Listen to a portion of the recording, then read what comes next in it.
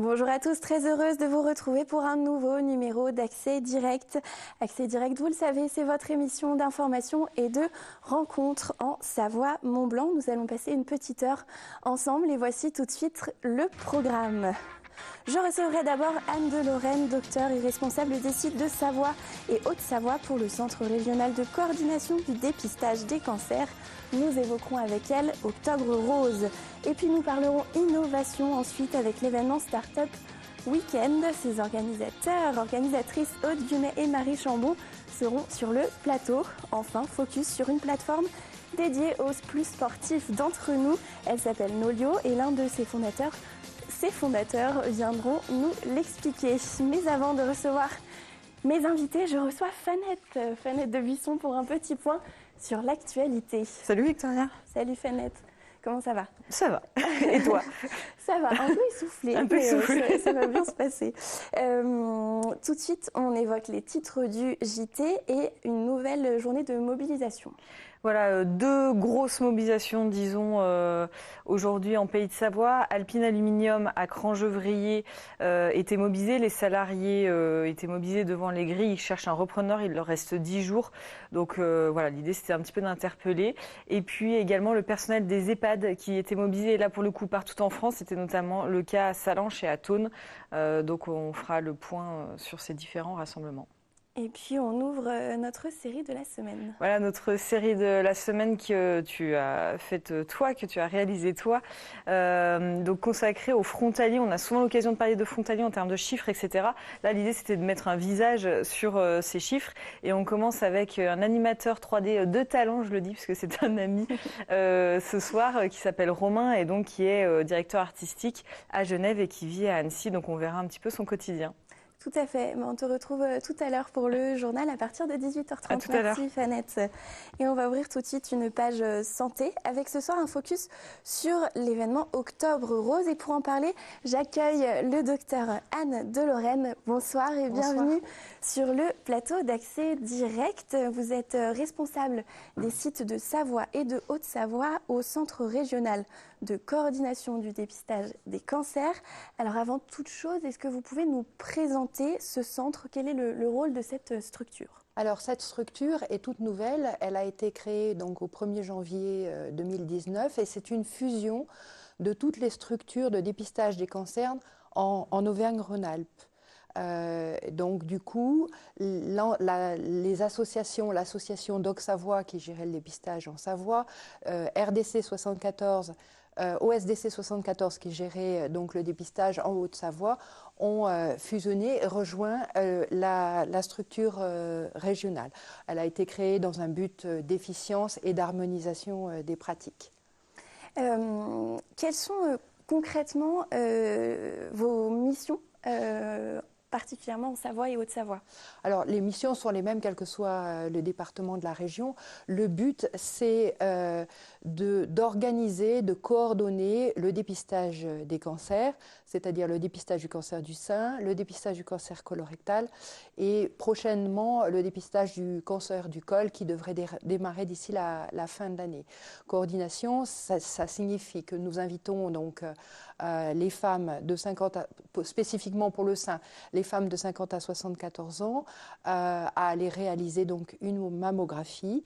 Nous organisons la relecture des clichés, ce qu'on appelle la seconde lecture, qui se fait dans les structures de dépistage et on est chargé de rendre les résultats aux dames, à leurs médecins et de suivre les positifs.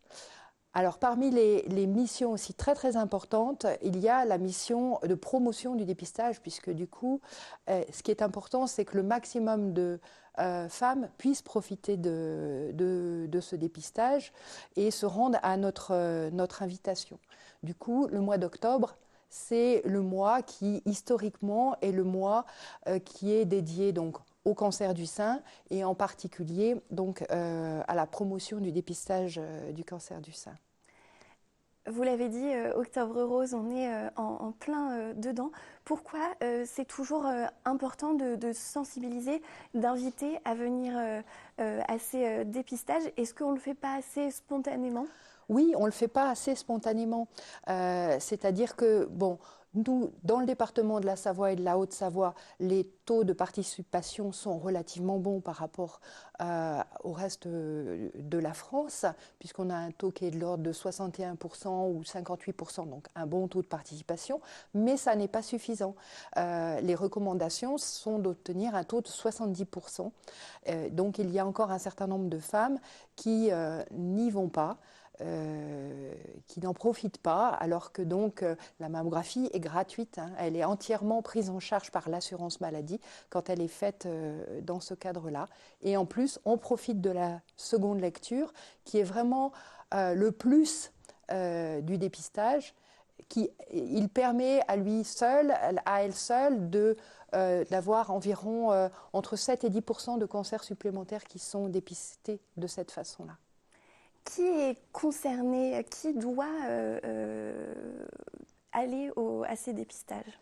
Alors, ce sont les femmes de 50 à 74 ans qui sont concernées, à part quelques exceptions, c'est-à-dire des femmes qui sont temporairement avec un suivi particulier parce qu'elles ont des mammographies à faire régulièrement. Il y a les femmes qui, au début de la prise en charge d'un cancer du sein aussi, doivent avoir un suivi particulier. Quelques cas en lien avec des antécédents familiaux aussi qui bénéficient d'un suivi particulier, c'est-à-dire les femmes à haut risque. Sinon, tout le monde, toutes les autres femmes peuvent bénéficier du dépistage du cancer du sein. C'est tous les 2 ans. On invite tous les 2 ans et à partir du moment où on a la date de la dernière mammographie, automatiquement, on invite 2 ans après. C'est très facile parce qu'avec cette lettre d'invitation, il y a la liste des radiologues. On prend son rendez-vous par téléphone.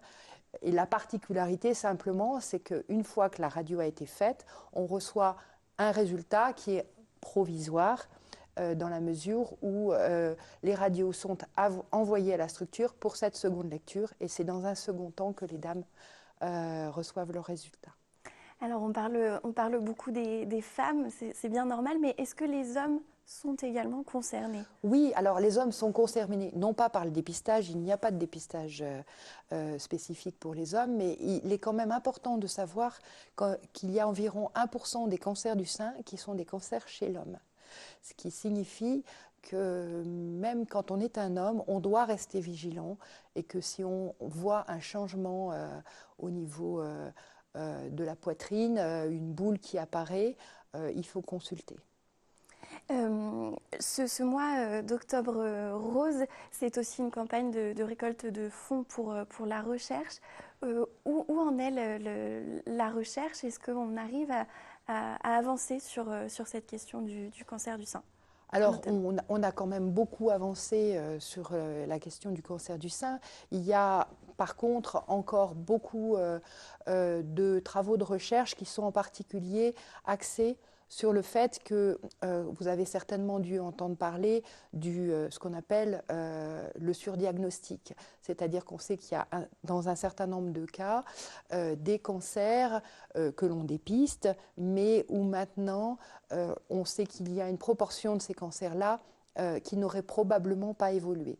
Alors, par principe de précaution, tous les cancers sont traités, mais il y a un certain nombre de travaux de recherche qui portent sur la caractérisation donc, des tumeurs de façon à pouvoir mieux définir celles qui vont évoluer et celles qui ne vont pas évoluer. Parallèlement, dans le domaine des traitements, il y a encore beaucoup d'évolutions en matière de traitement, beaucoup de travaux en matière de traitement. Est-ce qu'on guérit aujourd'hui du cancer du sein? En tout cas, ce que on guérit, oui, un certain nombre de femmes guérissent définitivement du cancer du sein. Ce que l'on sait, ce qui est important de le savoir, c'est que le dépistage, les études ont démontré que la baisse de mortalité chez les femmes qui se font dépister régulièrement, c'est-à-dire tous les 2 ans, de 50 à 74 ans, est de l'ordre de 40%. Donc c'est loin, loin d'être négligeable. Par ailleurs, et on sait aussi qu'un cancer donc, pris très tôt, ses chances de survie à 5 ans sont de 99%. Donc très bonne chance de survie. Ce qui ne veut pas dire qu'il n'y a pas des cas qui évoluent. Hein. Voilà. Est-ce qu'il y a d'autres formes de cancer qui touchent particulièrement les femmes ? Oui, alors comme je le disais au début, on parle beaucoup du cancer du col de l'utérus. Le cancer du col de l'utérus donc, est un cancer qui est quand même moins fréquent, hein, c'est de l'ordre de 2800 cas tous les ans en France, mais c'est un cancer qui est grave puisqu'il y a environ 1000 décès par an. Et on a des moyens de le dépister puisqu'il existe donc le frottis du col utérin, qui permet de le dépister et surtout qui permet de dépister des lésions précancéreuses. Donc on va mettre en place ce dépistage pour les femmes de 25 à 65 ans qui n'auront pas eu de frottis dans les 3 dernières années. Là, tout au long du mois d'octobre, ce qui reste en tout cas du mois d'octobre, on va pouvoir retrouver des actions autour du cancer. Oui, oui, tout à fait. De nombreuses actions. Il y a en Haute-Savoie un collectif donc dépistage qui regroupe la Caisse primaire d'assurance maladie, qui regroupe le comité féminin, la MGEN, le service 3C des hôpitaux, et donc qui a monté un très grand nombre d'actions avec les mairies, de nombreuses mairies participent. On trouve le programme sur Facebook sur Octobre Rose 74, voilà, où en contactant les mairies, on a des détails sur les actions. En Savoie, de la même façon, alors on a gardé notre ancien nom, c'est Doc Savoie, donc les choses sont en train de se mettre en place. On n'a pas de site spécial encore, CRCDC, site de la Savoie. On trouve les actions sur le site de docsavoie.fr. En particulier, je pourrais peut-être vous parler de 2 actions. En Haute-Savoie, il y a un bus dépistage qui va circuler le 18 octobre dans les villes de Bonneville, Cluses et La Roche-sur-Foron. C'est un secteur où la participation est un petit peu faible et le bus donc en fait sera là pour donner de l'information et expliquer aux dames comment les choses se passeront, éventuellement remettre des tests de dépistage pour le dépistage du cancer colorectal. En Savoie, nous avons différentes actions, en particulier le 10 octobre donc dans un quartier de Chambéry, une séance body zen, l'idée étant de se prendre en charge et puis d'en profiter pour avoir de l'information sur le dépistage. Il y a d'autres actions qui ont lieu le 14 octobre aussi dans un autre secteur. Voilà. On retrouve donc toutes voilà, les on informations retrouvera toutes ces informations sur le site Doc Savoie ou sur Facebook aussi de Doc Savoie. Merci Anne de Lorraine pour ces réponses sur le sujet du cancer. Vous restez avec moi puisque on passe tout de suite à notre revue de presse. Vous le savez, cette année, on a décidé d'échanger avec nos invités sur des sujets d'actualité et vous souhaitiez revenir sur l'incendie de l'usine Lubrizol. Oui, alors bon, c'est revenir, enfin c'est une réflexion qui m'est venue. Il y a une quinzaine d'années, je m'occupais de questions de santé-environnement et justement de risques en lien avec les émissions des sites industriels type Seveso, juste pour pointer la difficulté d'implantation de ces sites qui sont parfois anciens. Lubrizol, ça date de 1954, et où finalement la ville et l'urbanisation s'est construit tout autour du site. Du coup, on reproche à Lubrizol d'être en pleine zone urbaine. Néanmoins, j'ai envie de dire, les torts sont un petit peu partagés. Les plans d'occupation des sols ont évolué. On a oublié qu'il pouvait y avoir des problèmes de ce type-là pour des grandes industries. Et du coup, juste pour pointer la difficulté aussi de déménagement de ce type d'industrie, sachant qu'il est difficile d'implanter, y compris dans une zone rurale, ce genre d'industrie. Maintenant, c'est un petit peu compliqué. Voilà. Effectivement, alors je voulais moi aussi revenir sur le sujet avec un article de la revue Challenge qui évoque certaines victimes de cet incendie, puisqu'il s'agit des producteurs de lait autour de cette zone. En effet, après l'incendie de Lubrizol, la préfecture de Seine-Maritime a gelé tout simplement la récolte de produits agricoles dans 112 communes du département. 2000 exploitations sont concernées par ces restrictions et plus d'une semaine après l'incendie à Rouen, la situation inquiète donc les agriculteurs. Dans cet article, on peut lire des témoignages d'éleveurs contraints de jeter leur récolte journalière de lait. 280 producteurs laitiers sont concernés et selon la Chambre d'agriculture de Seine-Maritime, depuis le 28 septembre, 450 000 litres de lait sont ainsi jetés chaque jour, soit un préjudice journalier de 200 000 euros. Et on rappelle que plus de 5 000 tonnes de produits chimiques ont brûlé dans l'incendie de cette usine classée Seveso. Merci beaucoup Anne de Lorraine de nous avoir consacré du temps et bonne continuation dans ce mois d'octobre de sensibilisation. Et de la santé, nous allons passer tout de suite à l'économie avec nos prochaines invités. Il s'agit d'Aude Gumet. Et j'ai oublié le nom de ma deuxième invitée que je n'avais pas noté, mais vous allez nous le rappeler tout de suite. Bonsoir mesdames. Bonsoir. Donc Aude et Marie. Marie, bienvenue sur le plateau d'Axi Direct. Vous êtes responsable de l'organisation du Startup Weekend qui aura lieu ce week-end à Annecy. Alors avant tout, le Startup Weekend, qu'est-ce que c'est ? Le Startup Weekend, c'est 54 heures pour passer d'une idée d'entreprise à une entreprise potentiellement viable, avec un marché, avec une cible identifiée et un business model. Alors, qui est-ce qui participe à ce véritable marathon finalement ? Tout le monde peut participer. On accueille autant des porteurs de projets qui du coup sont là pour proposer leur idée que des personnes qui ont envie de vivre une expérience, parce que le Startup Weekend, c'est une expérience à vivre qui apporte énormément de compétences, de connaissances. Donc c'est ouvert à tous en fait, le Startup Weekend. L'un des objectifs, vous le dites sur le site, c'est de dynamiser l'écosystème régional. Est-ce qu'en Haute-Savoie, on n'est pas déjà dans un écosystème, un système de start-up assez dynamique ? Qu'est-ce que vous pensez de l'environnement ? Alors en fait, on s'est aperçu en quelques années dans cet écosystème qu'il y avait un déficit de connaissances sur les méthodes d'accès au marché direct. Et c'est pour cette raison-là qu'il y a 4 ans, on a décidé d'apporter le Startup Weekend à Annecy pour essayer d'amener ces méthodes qui sont source de réussite aussi bien dans les Alpes et particulièrement à Annecy. Et puis le challenge, enfin ce marathon se déroule aux papeteries à Annecy. C'est un haut lieu de la création de l'innovation. Alors oui, les papeteries pour nous c'était important et ça a fait sens d'organiser cet événement dans les papeteries qui est à la fois une pépinière et qui propose tout un parcours entrepreneurial. On peut arriver en coworking et faire sa croissance au sein du bâtiment. Donc c'est assez significatif de pouvoir organiser cet événement dans un lieu qui propose ce parcours-là.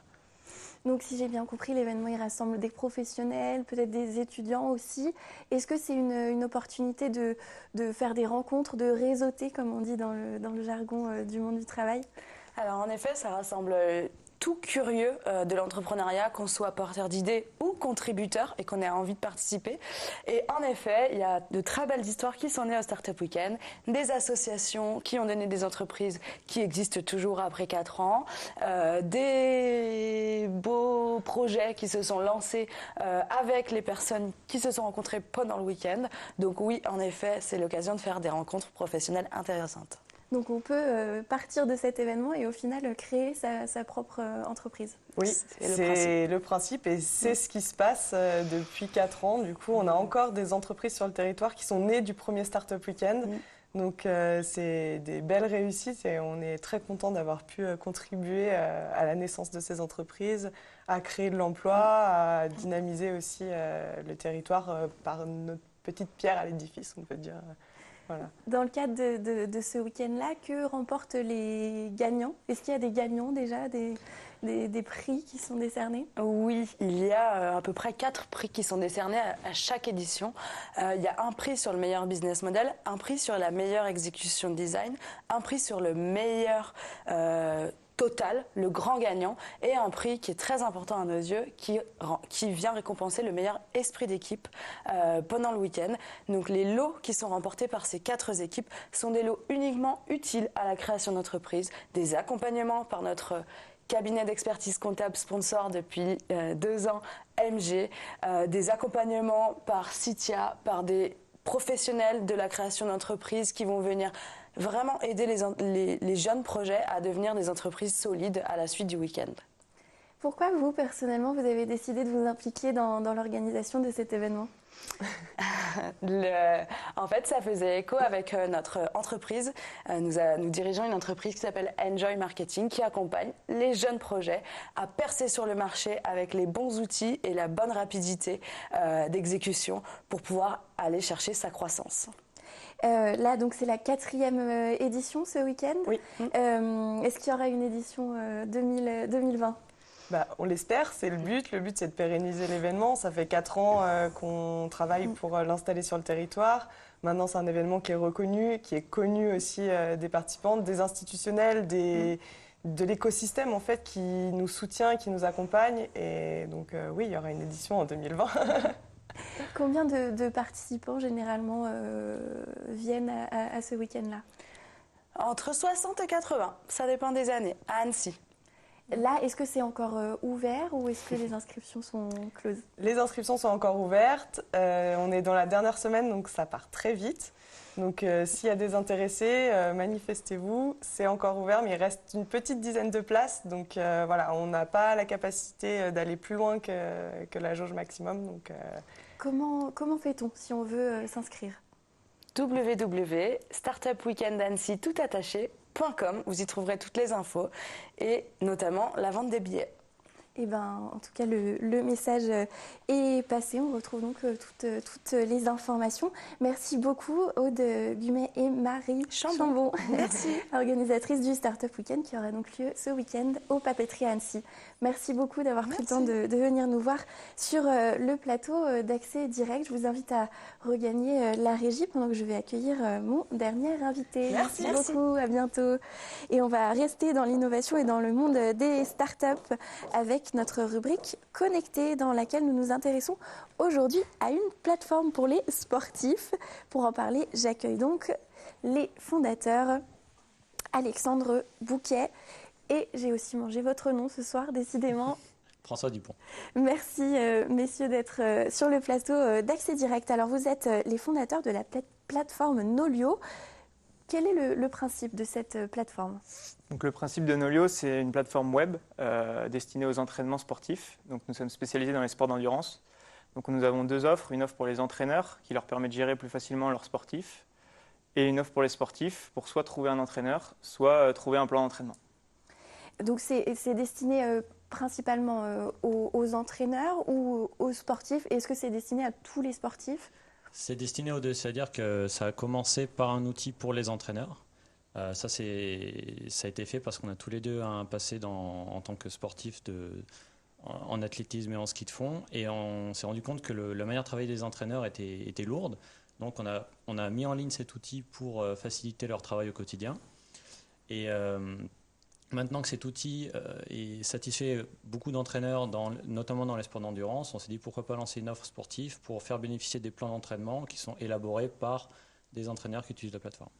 Et ces plans d'entraînement sont justement destinés à des sportifs, que ce soit des sportifs amateurs ou à des sportifs de haut niveau. Vous l'avez dit, de l'athlétisme et du ski de fond.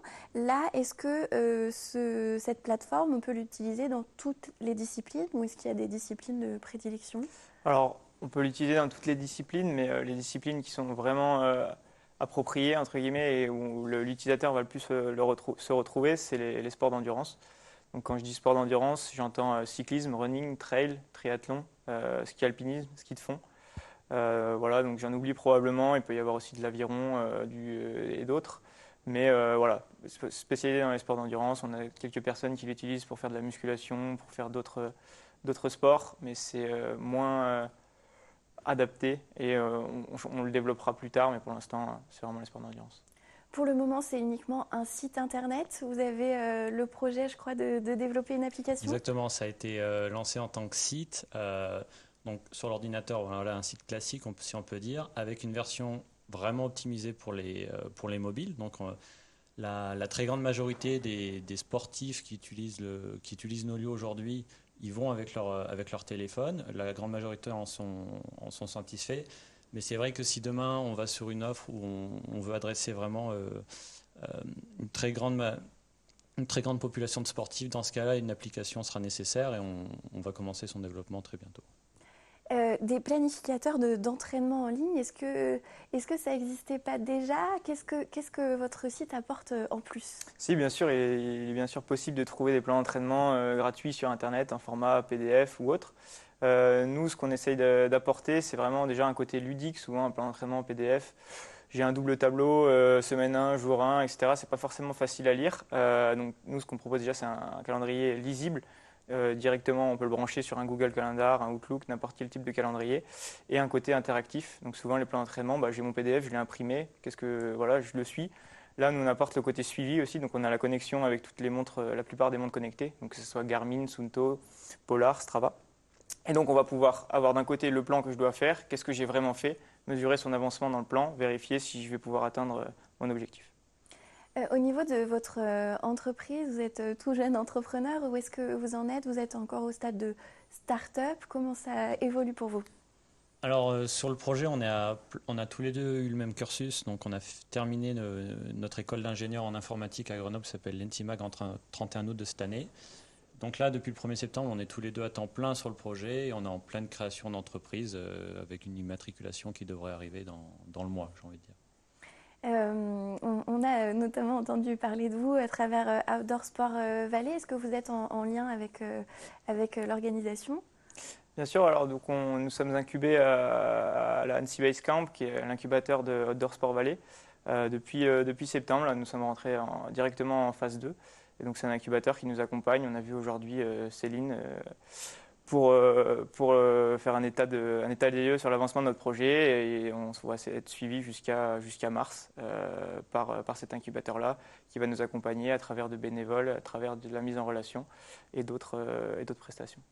Phase 2, ça veut dire quoi en termes d'entrepreneuriat? Alors, dans l'incubateur, c'est vraiment un terme spécifique à l'incubateur d'Annecy Base Camp. Donc il y a phase 1, phase 2, phase 3. Phase 1, c'est vraiment pour vérifier que, entre guillemets, il y a un marché, qu'il y a un potentiel pour l'application. Phase 2, on va vraiment concrétiser ça, mettre en place les actions pour toucher ce marché. Et puis entre la phase 2 et la phase 3, il y a la création de la société. Donc c'est un peu l'état où on en est nous. Et puis phase 3, c'est voilà, déploiement, accès au marché. Croissance si possible. Est-ce que ça se présente bien pour vous pour le moment? Oui, alors on a beaucoup d'indicateurs qui sont ouverts, donc que ce soit alors, si on prend les clients actuels, et on a des très bons retours d'entraîneurs, on commence à avoir le bouche à oreille qui fonctionne vraiment bien. On commence à avoir des entraîneurs qui nous contactent sans qu'on ait besoin de démarcher. Ensuite, sur le plan de l'entreprise, on a eu l'opportunité de décrocher déjà 2 bourses, ce qui nous permet d'effectuer des prestations sur différents axes nécessaires pour la croissance et le bon développement de Nolio. Donc on a beaucoup de voyants qui sont ouverts. L'offre entraîneur a très bien prise. On a réussi à montrer comme quoi on a un outil qui fonctionne pour de nombreux sports d'endurance, avec des outils vraiment d'analyse poussés selon certains sports, comme pour le cyclisme par exemple. Et donc là, voilà, gros travail sur l'offre sportive qui est en train d'être menée et on espère que ces indicateurs vont rester ouverts le plus longtemps possible. On l'espère aussi pour vous. Merci en tout cas d'être venu nous présenter Nolio, votre toute nouvelle plateforme en ligne. Merci à vous de nous avoir suivis. On se retrouve tout de suite après la pub pour le journal.